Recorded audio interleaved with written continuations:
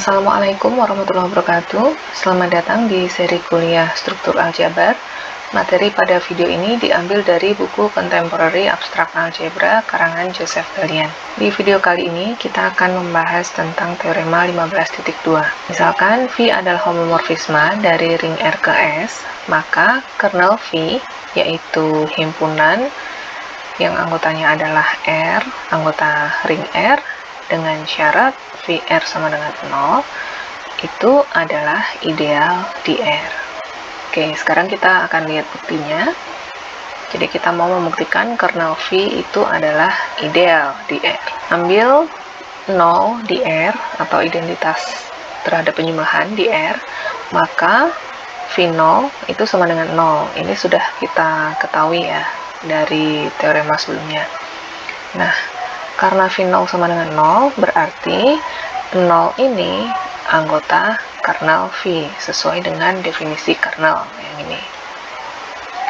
Dengan demikian, kernel V tidak kosong, karena ada anggotanya, yaitu 0-nya tadi, setidaknya. Dan kernel V juga merupakan subhimpunan dari R. Oke, syarat yang pertama dari ideal terpenuhi ya, tidak kosong kernel V-nya. Berikutnya, ambil sembarang R1 R2 anggota kernel V. Maka V R1 min R2 sama dengan V R1 min V R2. Ini adalah definisi homomorfisme ya. Nah, kita tahu V R1 sama dengan 0 karena R1-nya anggota kernel V. Begitu juga V R2 sama dengan 0 karena R2 anggota kernel V. 0 min 0 sama dengan 0.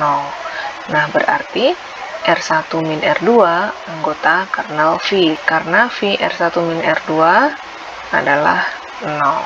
Dengan demikian, ini syarat yang kedua terpenuhi, syarat ideal yang kedua. Oke, next, yang ketiga, ambil sembarang R di R dan R1 anggota kernel V, maka V R1 sama dengan VR dikali V R1. Ini dari definisi homomorfisme. Kemudian kita tahu VR1 itu adalah 0 karena R1 anggota kernel V. Nah, VR dikali 0 itu sama dengan 0. Nah, karena V dari RR1 sama dengan 0, maka RR1 anggota kernel V. Nah, karena tiga syarat ini terpenuhi, maka kernel V itu merupakan ideal. Lanjut ke teorema 15.3, yaitu teorema isomorfisme pertama. Misalkan V adalah homomorfisme ring dari R ke S, maka pemetaan dari R per kernel V ke VR dengan aturan ini, R plus kernel V dipetakan ke VR, itu adalah isomorfisme. Atau kita katakan R per kernel V ini isomorf dengan VR. Nah, kalau mau membuktikan sebuah pemetaan ini merupakan isomorfisme, maka kita harus membuktikan bahwa pemetaan tersebut itu terdefinisi dengan baik. Itu yang pertama. Kemudian yang kedua, kita harus membuktikan pemetaan tersebut adalah homomorfisme. Kemudian kita harus buktikan homomorfisme tersebut itu surjektif dan injektif, sehingga dia merupakan isomorfisme. Oke, yang pertama kita buat dulu pemetaannya. Jadi misalkan kita namai gamma, kita buat pemetaan gamma dari R per kernel V ke VR dengan aturan yang tadi R plus kernel V dibawa ke VR. Nah, kita akan membuktikan bahwa gamma ini well defined atau terdefinisi dengan baik, yaitu jika R1 plus kernel V sama dengan R2 plus kernel V, maka VR1 haruslah sama dengan VR2. Oke. Nah, sekarang kita ambil sembarang R1 plus kernel V dan R2 plus kernel V di R per kernel V dengan syarat R1 plus kernel V sama dengan R2 plus kernel V, yang ini tadi ya. Oke, kita mau lihat apakah VR1 sama dengan VR2 atau enggak. Nah, karena R1 plus kernel V sama dengan R2 plus kernel V, maka kita bisa mengambil wakil dari kernel V, misalkan K1, begitu juga K2 ya, untuk yang di ruas kanan. Jadi, ini bisa kita nyatakan sebagai R1 plus K1 sama dengan R2 plus K2 untuk suatu K1, K2 di kernel V. Nah, dengan demikian R1 bisa kita nyatakan sebagai R2 plus K2 min K1. Dengan demikian R1 sama dengan R2 plus K3 dengan K3 itu adalah K2 min K1. Nah, ya tetap anggota kernel V. Oke, jadi kita punya ini ya, R1 sama dengan R2 plus K3. Nah, kemudian perhatikan bahwa V R1 itu kan berarti V R2 plus K3. Nah, sesuai aturan homomorfisme, maka ini sama dengan V R2 plus V K3. Ya. Nah, karena K3-nya tadi anggota kernel V, maka dari sini menjadi VR2 plus 0, ya kan? V dari anggota kernel V itu kan selalu 0. Nah, ini berarti sama dengan VR2. Nah, ternyata kalau kita punya ini, R1 plus kernel V sama dengan R2 plus kernel V, ternyata VR1 sama dengan VR2. Ini berarti gamma merupakan pemetaan yang well-defined atau terdefinisi dengan baik. Berikutnya yang kedua, kita membuktikan bahwa gamma adalah homomorfisme.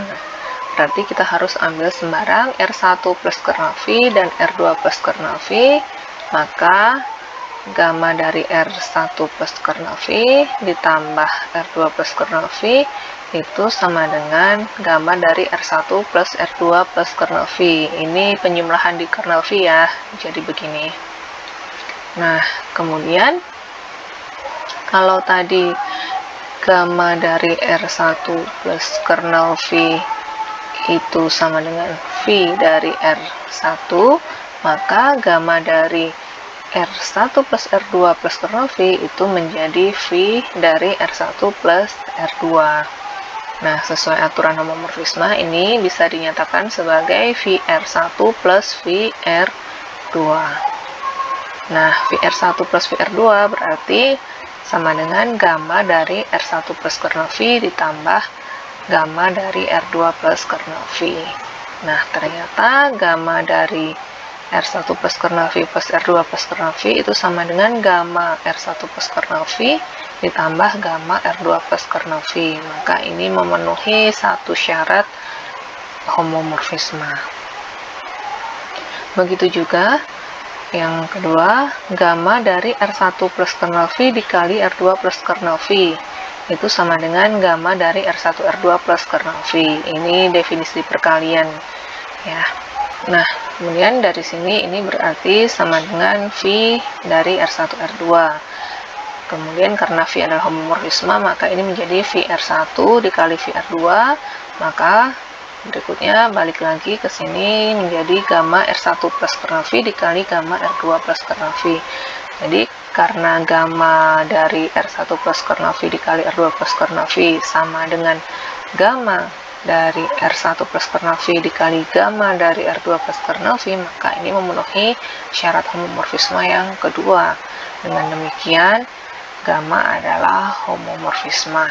Next, yang ketiga, kita mau buktikan bahwa gamma adalah epimorfisme atau homomorfisme yang surjektif.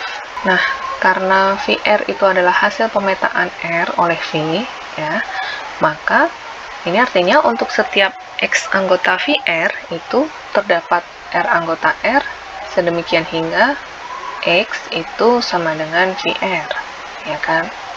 Nah, berarti X itu pasti ada prapetanya ya. Jadi X bisa dinyatakan sebagai VR. Nah, sedangkan VR itu sama dengan gamma dari R plus kernel V. Nah, berarti ini artinya untuk setiap X di VR terdapat R di R, sedemikian hingga X itu bisa dinyatakan sebagai gamma dari R plus kernel V.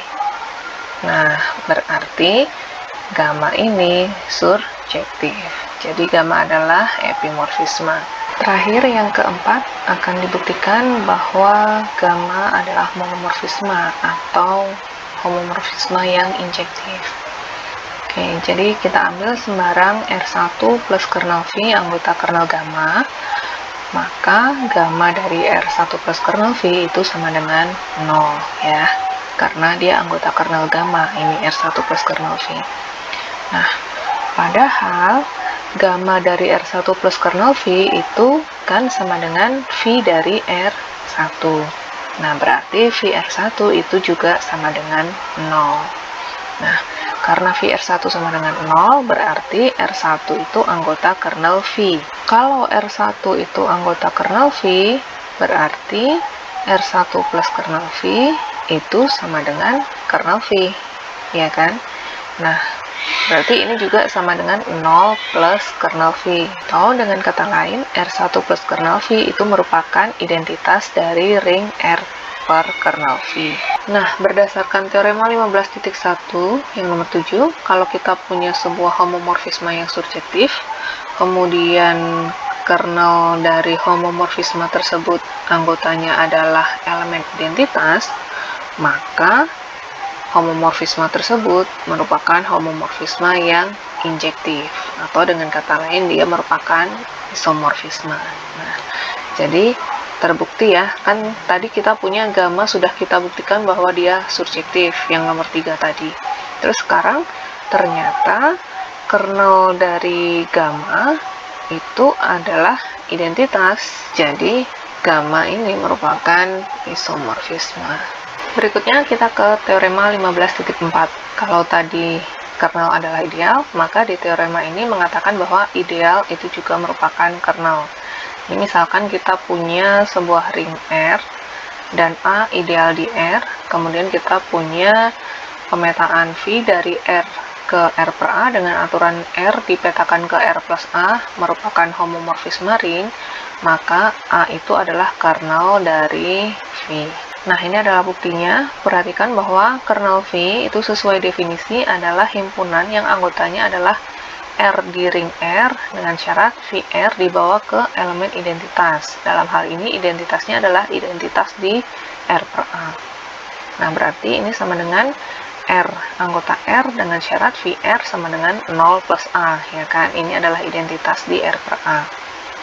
Nah, kemudian ini sama dengan R di R dengan syarat VR itu adalah R plus A. Jadi R plus A itu sama dengan 0 plus A.